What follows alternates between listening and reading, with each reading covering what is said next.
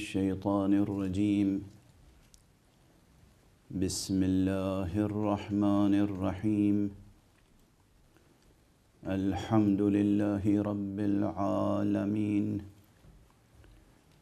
والصلاة والسلام على أشرف الخلائق أجمعين، سيدنا وسيد الأولين والآخرين، حبيبنا وحبيب إله العالمين، إمام المرسلين وخاتم النبيين، أبي القاسم المصطفى محمد. اللهم صل على محمد وآل محمد وعلى أهل بيته الطيبين الطاهرين الهداة المهديين المعصومين المظلومين، واللعنة الدائمة على أعداء الحق والدين.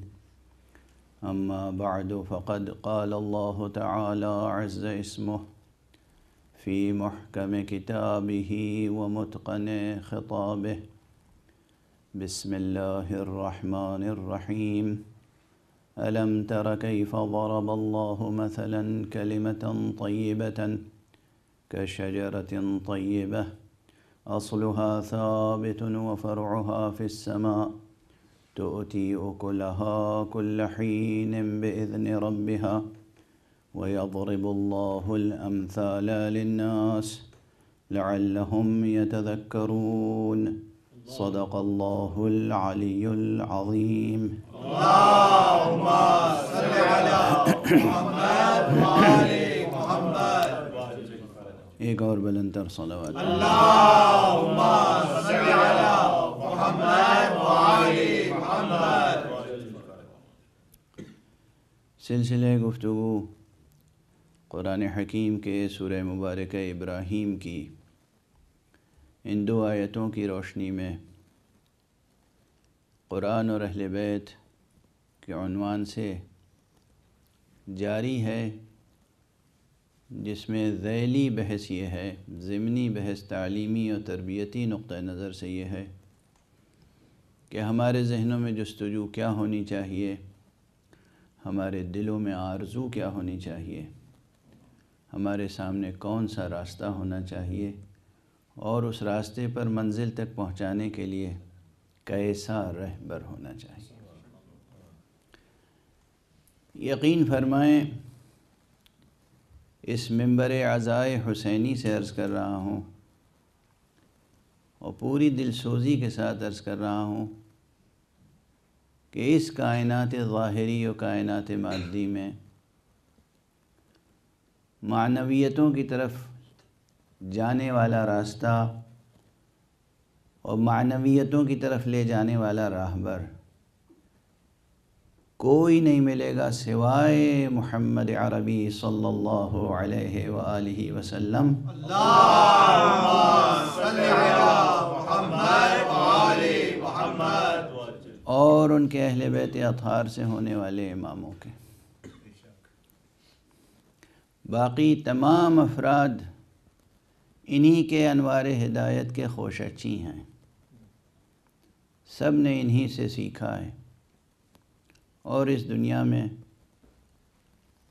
جو لوگ علم و فضل رکھتے ہیں ان کی تو بات ہی الگ ہے۔ جب عالم ملکوت میں ملائکہ نے تسبیح الہی ان سے سیکھی، تحمید الہی ان سے سیکھی، تکبیر و تمجید الہی ان سے سیکھی، تو پھر اس دار ملک کے لوگوں کی تو بات ہی الگ ہے۔ انوار قدسیہ محمد و آل محمد علیہم الصلاۃ والسلام۔ اللهم صل على محمد وآل محمد. وہ انوار قدسیہ ہیں کہ جن کی حقیقت کو اور جن کے اوصاف و کمالات کو سمجھانے کے لیے حق سبحانہ و تعالیٰ نے قرآن مجید میں طرح طرح سے مثالیں دی ہیں۔ ان کے کمالات اور اوصاف کو اور ان کی حقیقت کو سمجھانے کے لیے بھی قرآن مجید نے طرح طرح سے مثالیں دی ہیں، تشبیہیں دی ہیں، ایک نظام قائم کیا ہے استعاروں کا، جو کہ خود اس آیت سے آشکارا ہوتا ہے کہ الم تر کیف ضرب اللہ مثلا، کیا تم نے غور نہیں کیا، دیکھا نہیں کہ اللہ نے کس طرح مثال دی ہے کلمہ طیبہ کی، شجر طیبہ سے، وہ شجر طیبہ جس کی جڑ ثابت ہے، قائم ہے، اور اس کی شاخ آسمانوں تک بلند ہے، اور یہ درخت ہمیشہ پھل دیتا رہتا ہے، تؤتی اکلھا کل حین۔ روایات میں، روایات اہل بیت علیہم الصلاۃ والسلام میں وضاحت کے ساتھ، صراحت کے ساتھ، نہایت روشن طریقے سے یہ بات بیان کی گئی ہے کہ اس درخت سے کوئی اور نہیں، وہ درخت مراد ہے جس کی جڑ خود ذات گرامی محمد مصطفیٰ صلی اللہ علیہ وآلہ وسلم، اللهم صل علی محمد وآل محمد، اور اس کا تنا امیر المومنین علی ابن ابی طالب علیہ السلام کی ذات گرامی ہے۔ اللهم صل علی محمد وآل محمد۔ اس کی شاخیں علی و فاطمہ کی ذریت سے ہونے والے ائمہ اہل بیت ہیں، حسنین علیہم السلام ہیں، اور اس کے پتے ان کے چاہنے والے ہیں، ان پر ایمان لانے والے ہیں۔ اس درخت کے پتے ان کے چاہنے والے، یہ حدیث معصوم ہے۔ درخت کی تشبیہ بہت سے مقامات پر کام آتی ہے، اور کلمہ طیبہ کی، شجر طیبہ سے تشبیہ ذہن انسانی کے لیے، ذہن انسانی کی بارہ دری کو اس طرح کھولتی ہے کہ اس میں ہر طرف سے روشنی ہی روشنی آتی ہے۔ آپ حضرات کے سامنے میں نے اب تک گزارش کرنے کی کوشش کی کہ ہمیں بحیثیت انسان،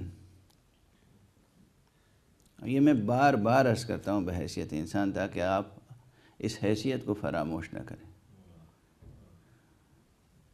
میں اس سے پہلے گزارش کر چکا ہوں ممبر سے غالباً 2 مرتبہ کہ جو لوگ سائنس پر نازاں ہیں وہ یہ نہ بھولیں، سائنس علم ہے، علوم کا ذخیرہ ہے، مگر عام طور پر ہمارے سائنسدانوں کا رویہ یہ ہے کہ وہ انسان کو حیوان ہی کے طور پر ٹریٹ کرتے ہیں، کچھ نہیں سمجھتے انسان کو بجز ایک حیوان، ایک جانور۔ اور بہت سے جہات اور جوانب ہیں جن سے اس عنوان پہ گفتگو کی جا سکتی ہے، مگر میں نے ایک مثال دی تھی، بس وہی دہرا کے آگے بڑھ جاتا ہوں کہ مثلا جو ہماری بیماریاں ہیں، اکثر ان بیماریوں میں جو دوائیں استعمال ہوتی ہیں، یہ سب جانتے ہیں، چھوٹے بڑے سب جانتے ہیں کہ یہ دوائیں پہلے جانوروں پہ آزمائی جاتی ہیں، اور اس کے بعد پھر جب وہاں کامیابی مل جاتی ہے تو انسانوں پر اس کو آزمایا جاتا ہے، استعمال میں لایا جاتا ہے۔ یہ جسمانی بیماریوں سے ہٹ کر نفسیاتی بیماریوں کے علاج کا بھی تقریباً یہی طریقہ ہے۔ انسان کو عام طور پر سائنسداں ایک حیوان کے طور پر ٹریٹ کرتے ہیں۔ آپ کو آپ کے سر مبارک پر جو تاج کرامت اور تاج شرافت اور تاج عظمت رکھا ہے، یہ وحی الہی نے رکھا ہے، یہ کتاب آسمانی نے رکھا ہے، یہ اللہ کے نبیوں نے آ کے بتایا تم حیوان نہیں انسان ہو، اللہ نے تمہیں اس کائنات میں اشرف المخلوقات بنا کے بھیجا ہے۔ ایک صلوات پڑھ دیجئے محمد۔ اللهم صل علی محمد وآل محمد۔ تو یہ حیثیت اپنی کبھی فراموش نہیں کرنی چاہیے، کبھی زندگی وہی لوگ نگاہ مشیت میں بڑے کہلاتے ہیں، باعظمت کہلاتے ہیں، جو سوتے ہوئے بھی یہ نہ بھولیں کہ وہ انسان ہیں۔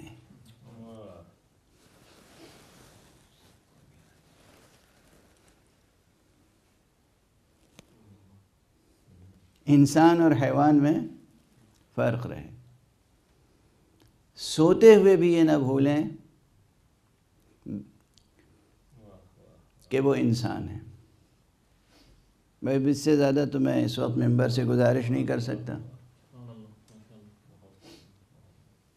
حیوان میں اور انسان میں فرق برقرار رہے، زندگی کے ہر شعبے میں، زندگی کے ہر رخ پر یہ خیال رہے کہ ہم انسان ہیں، ہم درندے نہیں ہیں، ہم چوپائے نہیں ہیں، ہم انسان نہیں ہیں، ہم حیوان نہیں ہیں، ہم انسان ہیں۔ یہ خیال رہے، اور یہ خیال رہے گا تو پھر عالم ہی مختلف ہوگا۔ زمین پر قدم ہوں گے، مگر آپ کی کیفیت یہ ہوگی کہ زمین پر قدم رکھنے کے لیے آپ کو زحمت نہیں فرمانی پڑے گی، زمین خود آپ کے قدموں کو بوسہ دینے کے لیے بےتاب ہو رہی ہوگی۔ انسان ہونا شرط ہے، انسان ہونا شرط ہے۔ قرآن حکیم اور حضرت خطیب قرآن ختمی مرتبہ صلی اللہ علیہ وآلہ وسلم اللہم صلی علی محمد وآل محمد کی رسالت و نبوت، اور تمام انبیاء آدم تا عیسیٰ علیہم الصلاۃ والسلام، تمام انبیاء کی نبوتوں کا خلاصہ یہی ہے کہ انسان کو یہ بات سمجھا دی جائے کہ وہ انسان ہے، اور وہ زندگی کے کسی بھی شعبے میں یہ فراموش نہ کرے کہ وہ انسان ہے۔ تو بحیثیت انسان اللہ کی دی ہوئی عظمت کو محفوظ رکھنے کے لیے اور اپنے کمالات کو حاصل کرنے کے لیے سب سے زیادہ جس چیز کی انسان کو ضرورت ہے، میں نے گزارش کی، وہ ہے علم۔ یہاں پر تھوڑی سی بحثیں ضرور ہیں، ابھی رہ گئی ہیں، بہت بحثیں رہ گئی ہیں۔ ایک عشرے میں 9-10 دنوں کی گفتگو میں کہاں تمام جہات و جوانب بیان ہو سکتے ہیں۔ ایک یہ کہ لفظ علم کا اطلاق کن کن چیزوں پر ہوتا ہے، وہ کیا شے ہے جسے علم کہتے ہیں، ہمیں کیا حاصل کرنا ہے، کہاں سے حاصل ہوگی یہ چیز، کیسے حاصل ہوگی یہ چیز، یہ بڑا سوال ہے۔ وہ کیا شے ہے جس کا نام ہے علم، کہاں سے حاصل ہوگی یہ چیز، کیسے حاصل ہوگی یہ چیز۔ حالانکہ ایک اعتبار سے دیکھیے تو یہ بڑی وجدانی حقیقت ہے، ہر شخص جانتا ہے علم کیا ہے، ہر شخص علم سے محبت کرتا ہے، ہر شخص جہل سے نفرت کرتا ہے۔ پھر بھی یہ بحث اپنی جگہ ہے فلاسفہ کے درمیان، گریٹ فلاسفرز، گریٹ انٹلیکچولز، وہ اس بحث میں مشغول رہتے ہیں کہ نالج کیا ہے، علم کیا ہے، اور علم کی پرکھ کیسے کی جائے، تصدیق کیسے کی جائے، اس میں صدق و کذب کا معیار کیا ہے۔ بالکل فلسفیانہ بحث کریں تو یہ بحث بہت پھیل جائے گی، لیکن قرآن مجید کے دائرے میں آ کر بحث کریں تو میں عرض کروں گا کہ خود قرآن مجید میں لفظ علم ایک سے زائد مفاہیم اور ایک سے زیادہ مصادیق کے لیے استعمال ہوا ہے،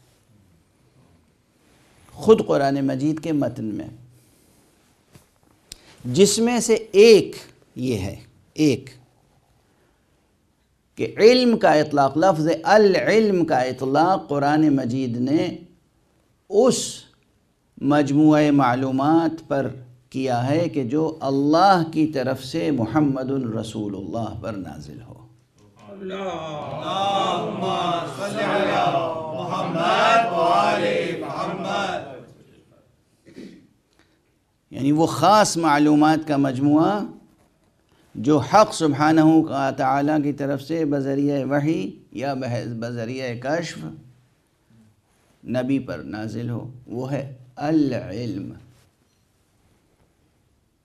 بہت سی آیتوں سے استشہاد کیا جا سکتا ہے، شہادت اور گواہی پیش کی جا سکتی ہے اس معنی پر، اس مفہوم پر جو میں عرض کر رہا ہوں۔ من جملہ ان کے وہ مشہور آیت جو مباہلے سے متعلق ہے،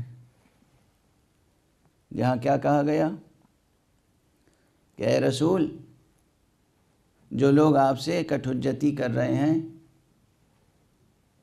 من بعد ما جاءک من العلم، آپ کے پاس جو علم آ چکا ہے، اس کے باوجود، اس کے بعد بھی یہ آپ سے بحث کر رہے ہیں۔ فَقُلْ تَعَالَوْا نَدْعُوا أَبْنَاءَنَا وَأَبْنَاءَكُمْ وَنِسَاءَنَا وَنِسَاءَكُمْ۔ پوری آیتیں آپ حضرات کے ذہنوں میں ہمیشہ محفوظ رہتی ہیں، مجھے معلوم ہے، اس لیے کہ مباہلے کا وہ واقعہ ہے عظیم الشان کہ جو اہل ایمان کبھی فراموش نہیں کر سکتے، اہل توحید کبھی فراموش نہیں کر سکتے، اس لیے کہ میں عرض کر چکا ہوں کہ مباہلہ جو ہے وہ تثلیث پر توحید کی فتح ہے۔ اب یہ جملہ میں اپنے دوستوں سے کہتا رہا ہوں، اس وقت ممبر سے بھی عرض کر دوں کہ اسلام کی دو عیدیں تو بہت مشہور ہیں، ایک عید فطر، مسلمانوں میں یہ دو عیدیں بہت مشہور ہیں اور عظمت رکھتی ہیں، عید فطر اور عید قربان، عید اضحیٰ۔ ہم دو عیدیں اور مناتے ہیں، ایک ہے عید غدیر اور ایک ہے عید مباہلہ۔ ان دونوں میں فرق کیا ہے؟ اس فقیر کی تعبیر یہ ہے، میں یہ عرض کرتا ہوں، عید فطر اور عید قربان مسلمانوں کی عید ہے، عید غدیر اور عید مباہلہ اسلام کی عید ہے۔ بہت فرق ہے، بہت تفاوت ہے۔ عید فطر اور عید قربان مسلمانوں کی عید ہے، لیکن عید غدیر اور عید مباہلہ اسلام کی عید ہے۔ اسی لیے حق سبحانہ و تعالی نے جو آیت بھی نازل فرمائی عید غدیر کے موقع پر، اس میں اسلام کا کلمہ ہے کہ الیوم اکملت لکم دینکم واتممت علیکم نعمتی ورضیت لکم الاسلام دینا۔ ایک صلوات پڑھ دیجئے اللہم صلی علی محمد وآل محمد۔ بہرحال تو یہ جو عید غدیر ہے یہ اور عید مباہلہ، یہ اسلام سے، حقیقت اسلام، جوہر اسلام سے تعلق ہے اس کا۔ اور عید مباہلہ تو کوئی مسلمان حق نہیں رکھتا کہ فراموش کرے، اس لیے کہ یہ تثلیث پر توحید کی فتح کا دن ہے۔ بہرحال تو اس میں جو آیت ہے بہت مشہور آیت ہے کہ فمن حاجک من بعد ما جاءک من العلم، فمن حاجک من بعد ما جاءک من العلم فقل تعالوا ندعو ابناءنا وابناءکم ونساءنا ونساءکم وانفسنا وانفسکم ثم نبتہل فنجعل لعنت اللہ علی الکاذبین۔ یہ آیت مشہور ہے، معروف ہے، قرآن مجید کی آیت ہے، لیکن اس کے محتوا پر، اس کی گہرائیوں پر لوگ زیادہ توجہ نہیں فرماتے۔ پہلا ہی فقرہ جو ہے وہ حقیقت علم کی طرف اشارہ کر رہا ہے کہ فمن حاجک من بعد ما جاءک من العلم، اے رسول آپ کے پاس جو علم آ گیا ہے اس کے بعد بھی اگر کوئی آپ سے بحث کرے، یہاں العلم سے کیا مراد ہے؟ یہاں یونانی منطق و فلسفہ مراد ہے، یہاں شعر و ادب کا علم مراد ہے، علم عروض و قوافی مراد ہے، علم نحو و صرف مراد ہے، انسانی علوم مراد ہے۔ یہاں مراد ہے وہ علم جو اللہ سبحانہ و تعالیٰ کی طرف سے رسول اللہ صلی اللہ علیہ وآلہ وسلم پر نازل ہوا۔ اللہم صلی علی محمد وآل محمد۔ اور قرآن مجید میں اور مقامات بھی ہیں جہاں اس مفہوم اور اس مصداق کی تکرار ہوئی ہے اور تاکید ہوئی ہے کہ العلم کا اطلاق قرآن مجید نے بس اس علم پر کیا ہے جو اللہ سے نبی کو ملے۔ ہاں وہ بھی اطلاقات ہیں کہ جہاں انسانی ادراکات کے وسیلے سے انسان کچھ معلومات کسب کرتا ہے، انسان اپنے حواس سے ظاہری حواس سے خمسہ اور 5 سینسز اور اپنے انٹلیکٹ اور اپنے ذہن اور عقل کی مدد سے انسان جو کسب معلومات کرتا ہے، دنیا سے متعلق بہت سی باتیں معلوم کر لیتا ہے، اس پر بھی العلم، لفظ العلم کا اطلاق ہوتا ہے، وہ بھی قرآن مجید میں شاہد موجود ہے۔ لیکن جب قرآن یا رسول حکم دیں کہ تم پر علم حاصل کرنا واجب ہے، تو وہ کون سا علم ہے جس کے لیے کہا جا رہا ہے کہ واجب ہے؟ وہ علم جو انسان اپنی کوششوں سے حاصل کرتا ہے، وہ مجموعہ معلومات، یا وہ علم جو اللہ اپنے لطف و کرم سے نبی پر نازل کرتا ہے؟ کون سا علم حاصل کرنا واجب ہے؟ علماء کے درمیان اس میں اختلاف ہے، لیکن میں گزارش کرتا ہوں کہ دونوں علم حاصل کرنا واجب ہے انسان پر۔ البتہ وہ اوجب ہے کہ جو اللہ سبحانہ و تعالیٰ کی طرف سے نبی پر نازل ہوا بشریت کی ہدایت کے لیے، اس علم کو حاصل کیے بغیر چارہ نہیں ہے۔ اللہ نے کیا راز منکشف کیا، اللہ نے کیا معلومات فراہم کی نبی کے لیے کہ یہ ہمارے بندوں کو، انسانوں کو بتا دو، یہ سیکھنا ہر شخص پر واجب ہے۔ اس لیے کہ سفر ہمارا کہاں سے کہاں تک ہے؟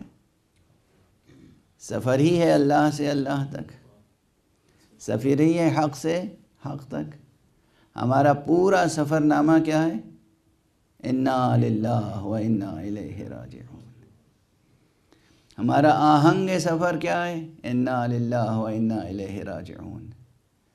تو اللہ سے اللہ تک کا سفر جو ہے یہ طے نہیں ہو سکتا جب تک کہ ہم اس علم کو سامنے نہ رکھیں اور اس علم کی روشنی میں سفر آگے نہ بڑھائیں جو علم خود اللہ نے نازل فرمایا ہے۔ ایک صلوات پڑھ لیجیے۔ اللہم صلی علی محمد و آل محمد۔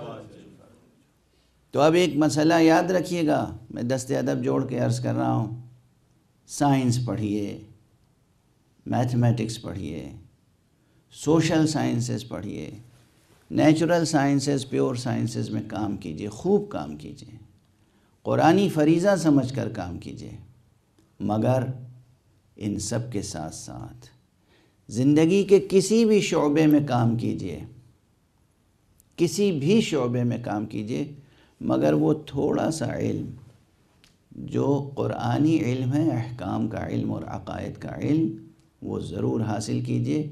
اس سے بے نیاز رہ کر آپ اپنی آخرت سنوار نہیں سکتے۔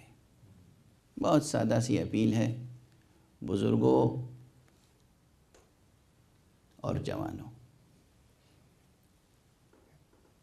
علم دین کا وہ حصہ جس کے بغیر آپ زندگی بسر نہیں کر سکتے، اسے نظر انداز نہ کریں، وہ گناہ کبیرہ ہوگا، وہ ایسا گناہ ہوگا جو آپ کی زندگی کو باقی تمام علوم رکھنے کے باوجود تلخ اور تاریک بنا دے گا،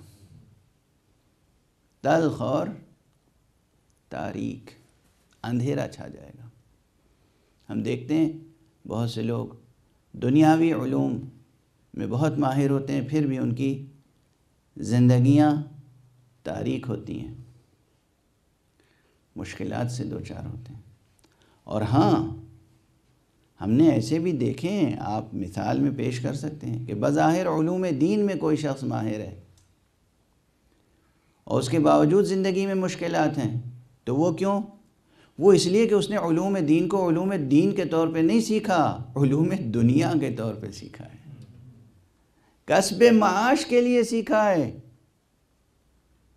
کہیں اور کسی اور ڈسپلن میں اسے اپنا اسکوپ نظر نہیں آیا تو وہ ادھر آ گیا۔ تو کسب معاش کے طور پر جس نے دین کو بھی سیکھا ہے، وہ دینداروں کے معاشروں کو بھی نقصان پہنچاتا ہے اور اپنے آپ کو بھی نقصان پہنچاتا ہے۔ یہ علم حاصل کرو جو اللہ کی طرف سے نازل ہوا ہے تو صرف اللہ کے لیے، بطور خاص یہ علم صرف اور صرف اللہ کے لیے، اور جو دنیا کے علوم ہیں اگر وہ بھی اللہ ہی کے لیے قربتاً اللہ کی نیت سے حاصل کرو تو پھر زندگی نور علی نور کا منظر پیش کرے گی، پھر کیفیت ہی کچھ اور ہوگی۔ زندگی میں کہیں کوئی تاریکی نہیں ہوگی، کوئی دھندھلکا نہیں ہوگا، کوئی سایہ نہیں ہوگا۔ کمالات کا سفر کامیابیوں کے ساتھ آگے بڑھتا چلا جائے گا۔ بہرحال تو پھر میں بہت عاجزی کے ساتھ، اصرار کے ساتھ، دل سوزی کے ساتھ، محبت کے ساتھ آپ سے عرض کر رہا ہوں، علم حاصل کریں، دین کا بھی دنیا کا بھی، اور قربتاً اللہ حاصل کریں۔ یہ انسانی کمالات کی سب سے بڑی کلید ہے، شاہ کلید۔ دوسری چیز ہے محبت، میں آپ کے سامنے برابر عرض کر رہا ہوں۔ دیکھیے علم و محبت کا ایک رشتہ، بڑا حسین سی تشبیہ آ رہی ہے ذہن میں۔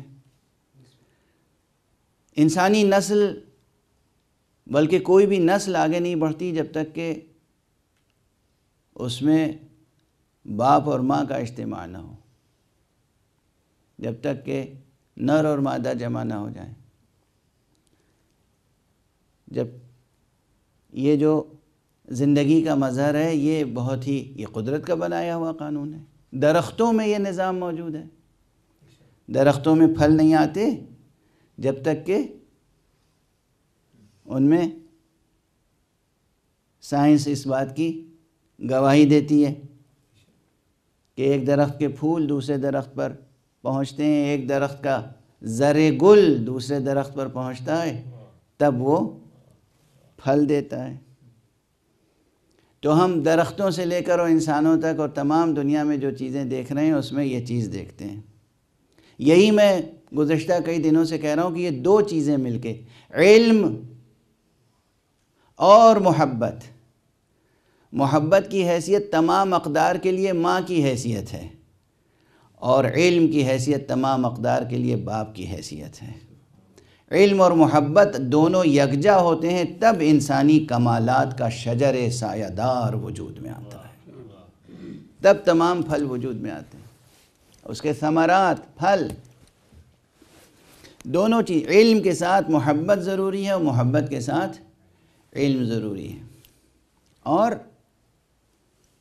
اسی لیے ایجوکیشن کی جو اب تو انڈسٹری ہے، لیکن ہمارے لیے ایجوکیشن ایک مقدس اور محترم عبادت ہے۔ ایجوکیشن، علم دینا، تربیت کرنا، یہ بھی صرف علم کی بنیاد پہ نہیں ہو سکتا۔ استاد جو علم دینے والا ہے یا علم دینے والی ہے، پڑھانے والا یا پڑھانے والی، تربیت کرنے والا یا تربیت کرنے والی، ان کے اندر دونوں چیزیں ضروری ہیں، علم سے آراستہ ہوں اور اپنے اسٹوڈنٹس کے ساتھ وہ محبت رکھتے ہوں جو ایک باپ کے دل میں اولاد کے لیے شفقت و محبت ہوتی ہے اور ایک ماں کے دل میں اپنی اولاد کے لیے ممتا ہوتی ہے۔ جب تک یہ قدریں نہیں ہوں گی آپ نسلوں کی اچھی تربیت، انسانی نسلوں کی اچھی تربیت ممکن نہیں ہوگی۔ گزشتہ زمانوں میں یہ قدریں تھیں، حقیقتاً استاد اپنے شاگردوں کو اپنی اولاد کی طرح پالتے تھے، سمجھتے تھے، بیہیو کرتے تھے، اسی محبت سے ڈانٹتے تھے، اسی محبت سے سزائیں دیتے تھے، اسی محبت سے عطائیں دیتے تھے۔ علم و تربیت اور زندگی کے رموز، اقدار، ویلیوز۔ اب چونکہ ایجوکیشن جو ہے وہ ایک انڈسٹری ہو گئی تو اب محبت نام کی چیز ختم ہو گئی۔ معلومات کا ذخیرہ ہے، اس کی تجارت ہو رہی ہے۔ تو اسٹوڈنٹس بھی سمجھتے ہیں کہ یہ شخص ایک عیار ہے، تجارت کر رہا ہے، ایک پیار کرنے والا استاد نہیں ہے۔ تو وہ محبت، وہ الفت، وہ عزت، وہ عظمت، وہ اقدار، وہ اخلاق جو استاد اور شاگرد کے درمیان ہونا چاہیے، آپ دیکھیں گے کہ اس نئی دنیا میں وہ چیز مفقود ہوتی چلی جا رہی ہے۔ اور یہ انسانیت کا سب سے بڑا زیاں ہے، سب سے بڑا زیاں، سب سے بڑا نقصان جو انسانیت کا ہوا ہے وہ یہ ہوا ہے کہ استاد کی عزت و آبرو ہی نہیں ہے۔ استاد کے دل میں شاگرد کے لیے محبت اور شفقت نہیں ہے، اور شاگرد کے دل میں استاد کے لیے محبت اور عظمت نہیں ہے۔ کاش یہ باتیں دلوں میں اتر جائیں، ذہنوں میں روشن ہو جائیں۔ پوری دنیا کا یہ ایک بحران ہے، لیکن بہرحال راہ نجات اس کے علاوہ اور کچھ نہیں ہے کہ ہم ان قدروں کی طرف واپس آئیں۔ اگر انسان کو بحیثیت انسان ترقی کرنی ہے اور انسان کو کمالات کا سفر طے کرنا ہے تو علم اور محبت دونوں کو توأم ساتھ ساتھ رکھنا ہوگا، اور اس سے ان دونوں کی آمیزش سے جو قدریں وجود میں آئیں گی وہ پھر انسان کے وہ عملی کمالات ہوں گے۔ ایک ہوتے ہیں ذہنی، علمی، ذاتی کمالات، اور ایک ہوتے ہیں عملی کمالات۔ خود ذات حق سبحانہ و تعالیٰ میں کچھ صفات کو ہم کہتے ہیں صفات ذات، اور کچھ صفات کو کیا کہتے ہیں؟ صفات افعال۔ صفات ذات اور صفات افعال، جیسے علم صفت ذاتی ہے حق سبحانہ و تعالیٰ کے لیے، قدرت صفت ذاتی ہے حق سبحانہ و تعالیٰ کے لیے، حیات صفت ذاتی ہے حق سبحانہ و تعالیٰ کے لیے، لیکن عدل، یہاں پر ود ان بریکٹس میں عرض کر دوں، بعض علماء کے درمیان اختلاف ہے، کچھ حضرات عدل کو صفت ذات سمجھتے ہیں، اور کچھ علماء وہ ہیں جو عدل کو صفات فعل میں سے سمجھتے ہیں۔ اور وہ مشہور ابتدائی درجوں میں جو کتاب پڑھائی جاتی ہے آج کل بعض مدرسوں میں، اس میں ایک معیار یہ قائم کیا گیا صفات ذات و صفات فعل کا، کہ صفت ذاتی وہ صفت ہوتی ہے جس کے مقابل میں کوئی اس کی متضاد دوسری صفت موجود نہ ہو، مقابل میں متضاد صفت موجود نہ ہو، اور اگر مقابل میں متضاد صفت موجود ہے تو پھر وہ صفت فعلی ہوگی۔ بہرحال یہ قابل بحث ہے۔ یہ فقیر یہ سمجھتا ہے کہ عدل صفت فعل ہے، علم صفت ذات۔ تو حق سبحانہ و تعالیٰ کے یہاں بھی جس طریقے سے صفات ذات ہیں اور صفات افعال، اسی طرح آپ میں ہیں، ہر شخص میں کچھ آپ کی ذاتی صفتیں ہیں، اور جب وہ صفتیں آپ کے عمل میں تجلی کرتی ہیں تو صفات فعل وجود میں آتے ہیں۔ اگر آپ کے ہاں علم ہوگا اور محبت ہوگی، جب یہ علم اور محبت دونوں کے امتزاج سے آپ کا عمل وجود میں آئے گا تو جو قدریں وجود میں آئیں گی ان میں سے کوئی وفا کہلائے گی، کوئی ایثار کہلائے گی۔ وفا اور ایثار کیا ہے؟ صفات فعل ہیں۔ ایک دوست کے ساتھ وفاداری سے پیش آتا ہے، ایک بھائی کے ساتھ وفاداری سے پیش آتا ہے، ایک انسان دوسرے انسان کے ساتھ ایثار سے پیش آتا ہے۔ یہ ایثار اور وفا جتنے صفات افعال ہیں، ان میں یہ تین صفات افعال ایسے ہیں جو سب سے بلند رتبہ ہیں، ایک عدل، پھر وفا، پھر ایثار۔ جہاں یہ تینوں چیزیں جمع ہو جائیں اسے احسان کہتے ہیں۔ صلوات پڑھ دیجئے محمد۔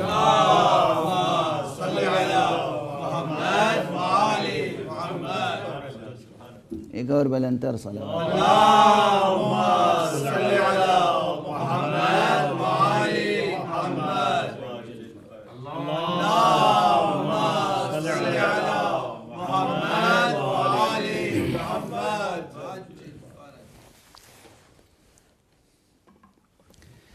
دیکھیے میری کوشش یہ ہے کہ قرآن اور اہل بیت کا ریفرنس ہے تو ہمارا سفر بہشت ذات و بہشت صفات تک جا کر تمام ہو۔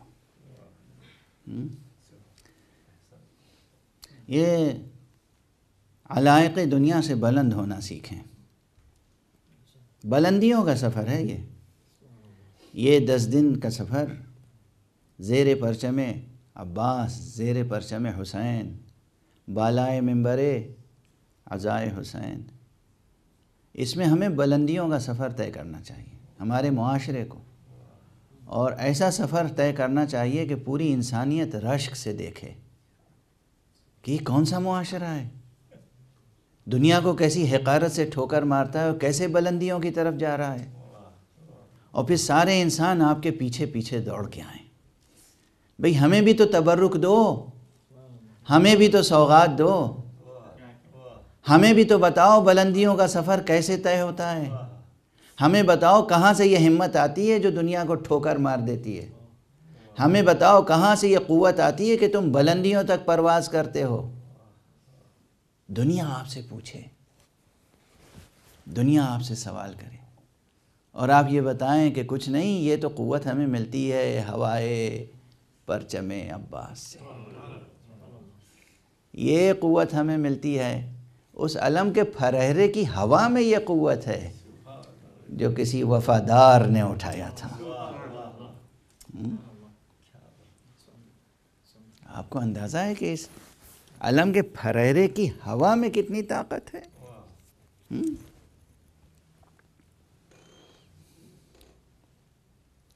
بات زبان پر وفا اور ایثار کی پھر آ گئی، اس لیے کہ میں نے عرض کیا عملی زندگی میں دیکھیں انسان میں بحیثیت ایک انسان کے ذات، پرسنالٹی، ایک انڈیویجول میں کیا قوت اور توانائی ہونی چاہیے، کیا انرجی ہونی چاہیے انسان ہونے کی حیثیت سے۔ اب لوگ سمجھتے ہیں جیب میں پیسہ جتنا ہوگا ہم اتنے ہی مضبوط ہوں گے، نہیں بھائی، یہ بھول ہے، یہ بھول ہے آپ کی۔ سب سے بڑی قوت علم ہے، اور علم ہے، اور علم آپ کے پاس ہوگا تو آپ سب سے مضبوط شخص ہیں، علم دین بھی علم دنیا بھی، دونوں ہونا چاہیے۔ علم کے ساتھ خود آپ کی ذات میں محبت ہونی چاہیے، ہر ایک سے محبت کر سکیں آپ، یہ نہ سوچیں وہ مجھ سے محبت کرتا ہے یا نہیں، آپ محبت کرتے رہیے، وہ محبت کرے گا تو ہم محبت سے پیش آئیں گے۔ یہ تو بارگین والی وہ ذہنیت ہے جو تاجرانہ ذہنیت ہے، یہ بازاری ذہنیت ہے، یہ تاجرانہ ذہنیت ہے، یہ لین دین والی ذہنیت، یہ ہمیشہ کرپشن میں مبتلا کرے گی، یہ ہمیشہ رشوتیں لینے دینے تک پہنچا دے گی آپ کو۔ نہیں، کوئی آپ سے محبت کرے، آپ محتاج محبت نہ ہو، آپ محبت بانٹیں، لٹائیں، لٹائیں، نثار کریں لوگوں پر، تو یہ دو اتنی بڑی قوتیں آپ کے اندر ہوں گی، اتنی بڑی قوتیں کہ جس کی بنا پر کوئی آپ کو تسخیر نہیں کر سکے گا، اور آپ جسے چاہیں گے تسخیر کر لیں گے۔ کوئی، یقین فرمائیے، کوئی آپ کو قیدی نہیں بنا سکے گا، اور آپ جسے چاہیں گے بغیر ہتھ کڑی بیڑی کے قیدی بنا لیں گے، بغیر زنجیروں کے قیدی بنا لیں گے، اپنا اسیر بنا لیں گے آپ، اگر یہ دو چیزیں آپ میں ہیں، علم اور محبت۔ سچا علم، سچی محبت، اصلی علم، اصلی محبت، یہ ہے شاہ کلید انسانی زندگی کی، انسان بحیثیت انسان، بارگین ہی انتظار، وہ محبت سے پیش آئے گا تو ہم بھی پیش آئیں گے۔ یہ کون سا معاملہ ہے؟ آپ انسان ہیں کہ بنیے ہیں؟ ایک صلوات پڑھ دیجئے محمد اللہم صلی علی محمد وآل محمد۔ انسان بنیے، انسان، یہ بارگین والا مائنڈ جو ہے یہ نہیں ہونا چاہیے. اور ہمارے یہاں بارگین والا ذہن انسان کا ذہن نہیں ہوتا ہے، انسان اس سے بلند ہے. تو دو قوتیں بہت اصلی ہیں، علم اور سب باقی علم نثار کیجئے، نچھاور کیجئے، اور محبت. دونوں کی خصوصیت ہے، یاد رکھیے گا. خدا کی قسم، علم کی یہ خصوصیت ہے کہ جتنا خرچ کرو بڑھتا جاتا ہے. اور جہاں سچی محبت ہوتی ہے اس کی بھی خصوصیت یہی ہوتی ہے کہ محبت کرنے والا کبھی تھکتا نہیں ہے. وہ جھوٹے محبت کے دعوے دار ہوتے ہیں جو راہ عشق و محبت میں تھک ہار کے بیٹھ جاتے ہیں. سچی محبت کرنے والا کبھی کہیں تھک ہار کے نہیں بیٹھتا، اور وہ منزلوں تک نہیں پہنچتا، منزلیں کھنچ کے اس کے قدموں تک آتی ہیں.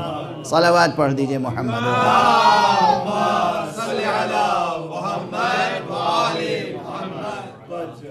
ایک اور صلوات پڑھ دیجئے.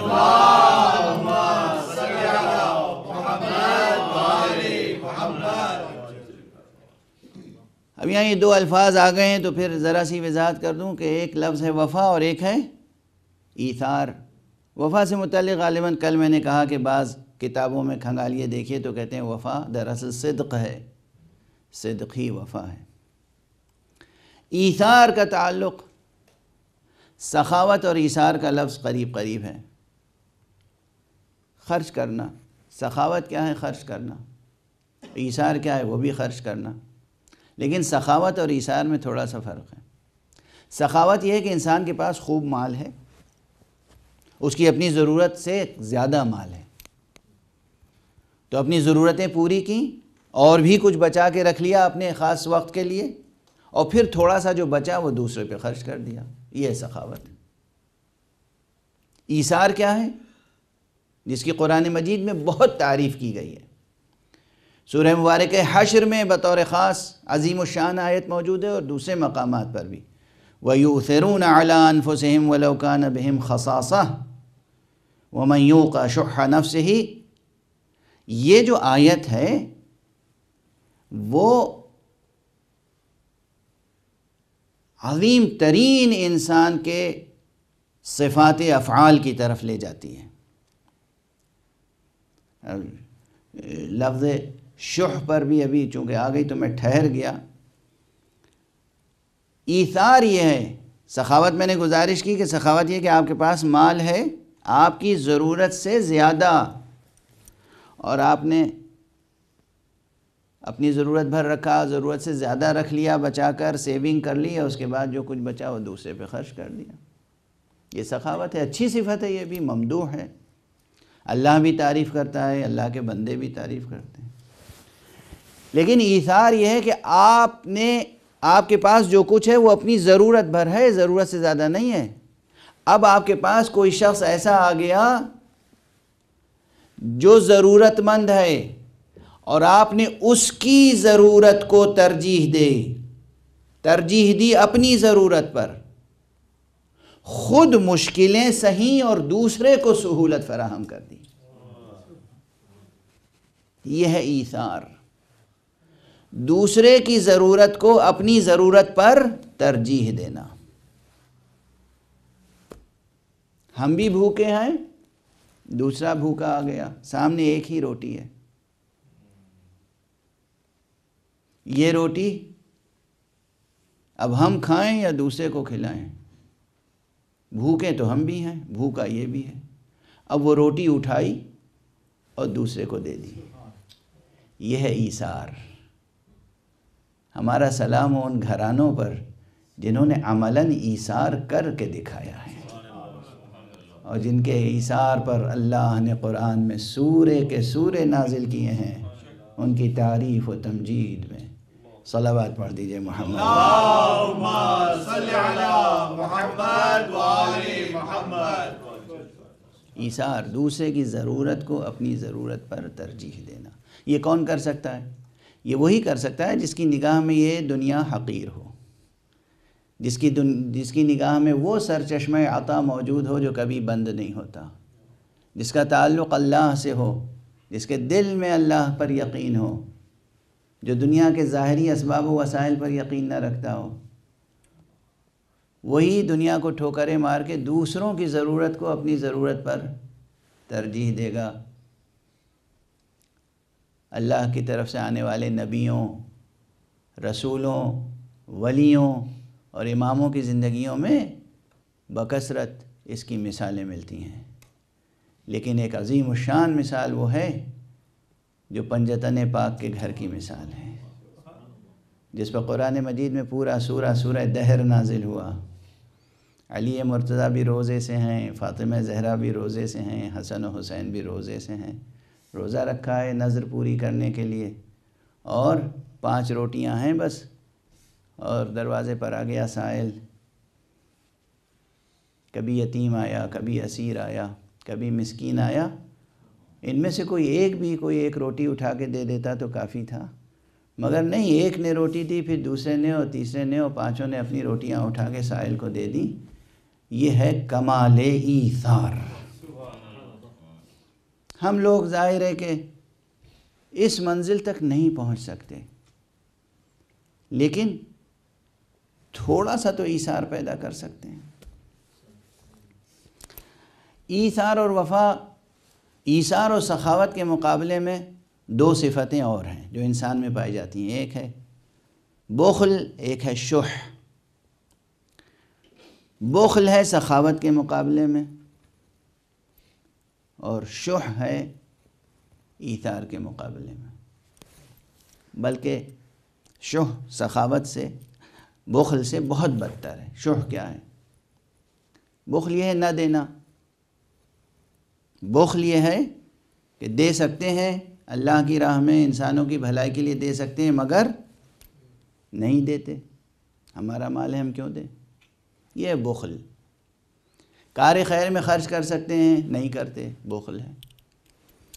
ضرورت سے زیادہ ہے ہمارے پاس جو ہم دوسروں کو دے سکتے ہیں مگر نہیں دیتے، یہ بخل ہے۔ شح کیا ہے؟ شح یہ ہے، حضرت امام حسن مجتبی علیہ السلام سے پوچھا گیا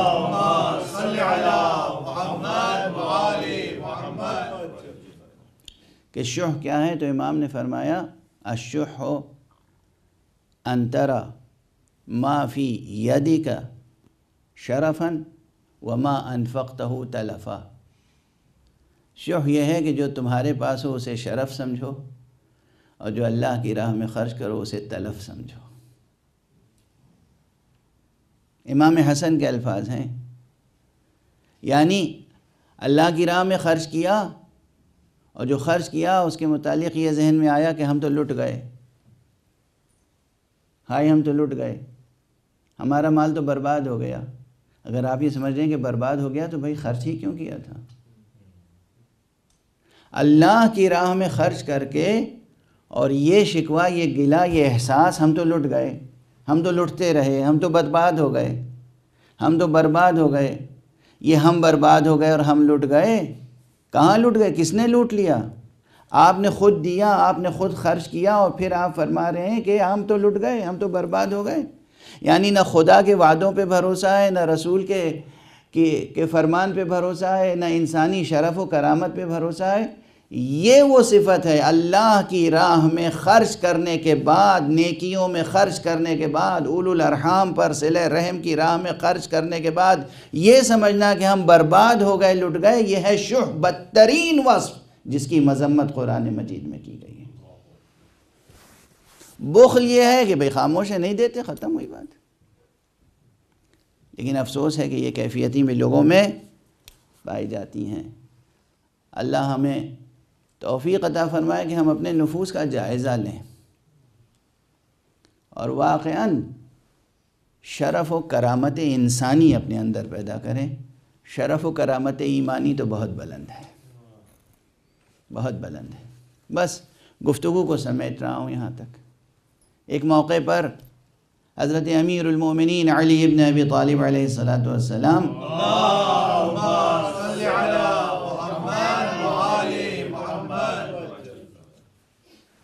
خطاب فرما رہے تھے، کچھ لوگ بیٹھے ہوئے تھے، اور موضوع کچھ یہ چھڑ گیا کہ مختلف قبیلوں، مختلف خاندانوں کی خصوصیتیں کیا کیا ہیں۔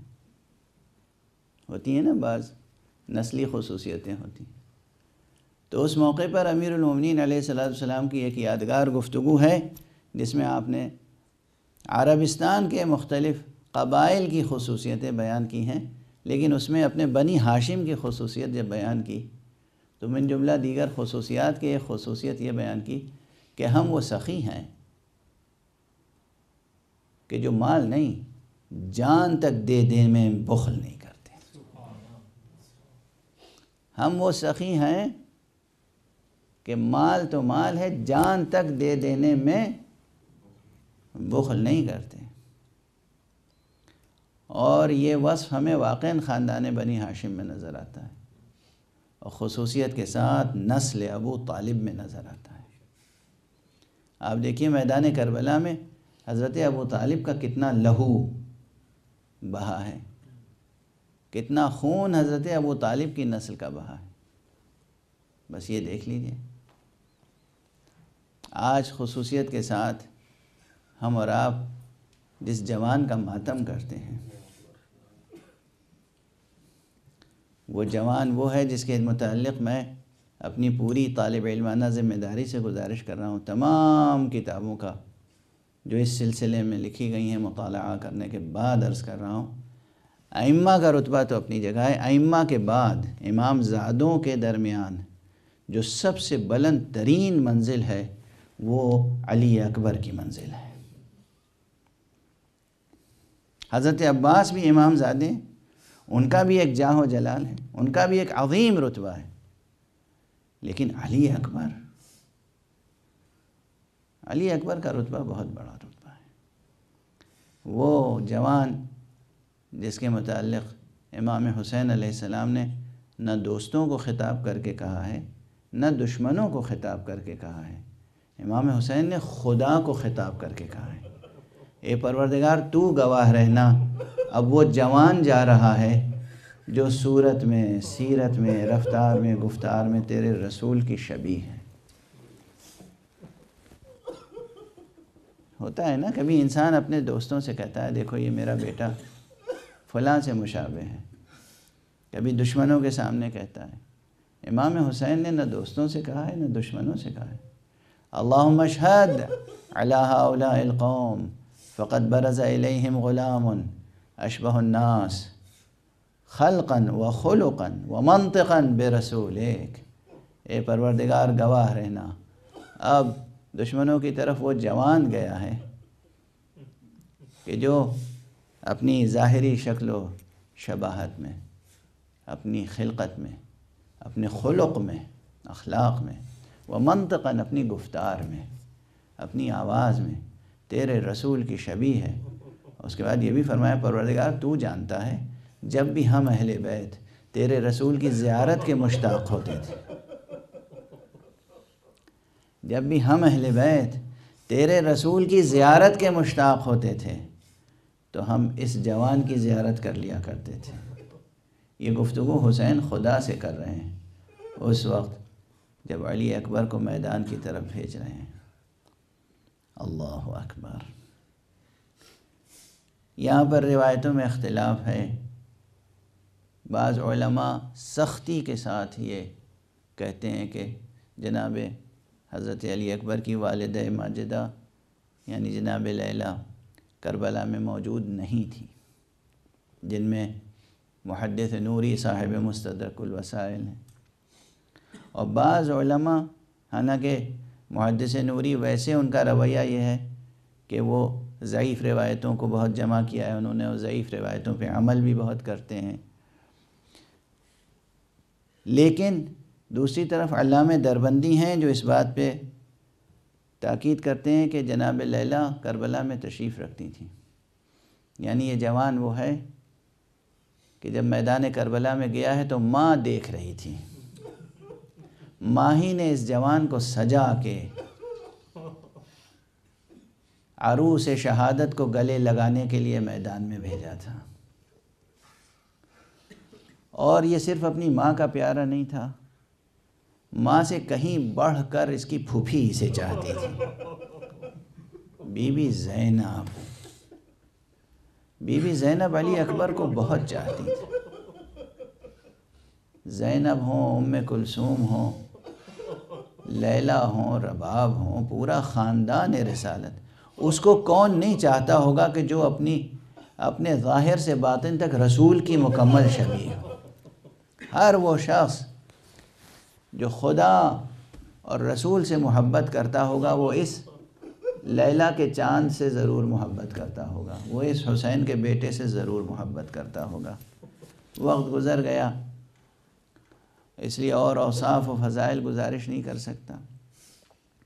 اور یاد رکھیں کہ یہ ایام وہ ہیں کہ ہم حضرت علی اکبر کے فضائل بھی پڑھیں گے تو آپ گریہ کریں گے۔ ایک مکمل شخصیت ہے، جوان۔ یہ جوان انسانی اعتبار سے جوان ہے ایسا کہ اس میں صفات ذات و صفات افعال سب جوانی پر ہیں۔ شباب کرم انسانی کا نام ہے علی اکبر، شباب جوہر انسانیت کا نام ہے علی اکبر، شباب کمالات بشری کا نام ہے علی اکبر۔ علی اکبر کو بھی یہ چند مقامات ہیں جب حسین نے اپنی طرف سے میدان میں بھیجنے سے پہلے بہت تأمل کیا ہے، لیکن وہ جو سخاوت کا جذبہ تھا وہ بھی یہ تھا۔ بعض روایتوں میں یہ ہے کہ جب اصحاب، بلکہ بعض روایتوں میں یہ ہے کہ اصلاً جب جنگ شروع ہوئی ہے تو حسین اپنی طرف سے سب سے پہلے علی اکبر کو میدان میں بھیجنا چاہتے تھے، لیکن اصحاب سامنے آ کے کھڑے ہو گئے، یا ابا عبداللہ، فرزند رسول، یہ کیسے ممکن ہے ہم موجود رہیں اور شبیہ پیغمبر میدان میں جائے اور قتل ہو جائے؟ اجرکم علی اللہ، اجرکم علی اللہ۔ خدا آپ کو کسی غم میں نہ ڈالے سوائے غم حسین۔ اصحاب ایک کے بعد ایک شہید ہوئے، اور اب جب بنی ہاشم میں سے شہادت کا سلسلہ شروع ہوا تو پھر حسین نے سب سے پہلے اپنے بیٹے اکبر کو بھیجا ہے۔ اس وقت بھی روایتیں موجود ہیں کہ عباس نے کہا آقا میں موجود رہوں اور اکبر چلے جائے میدان میں،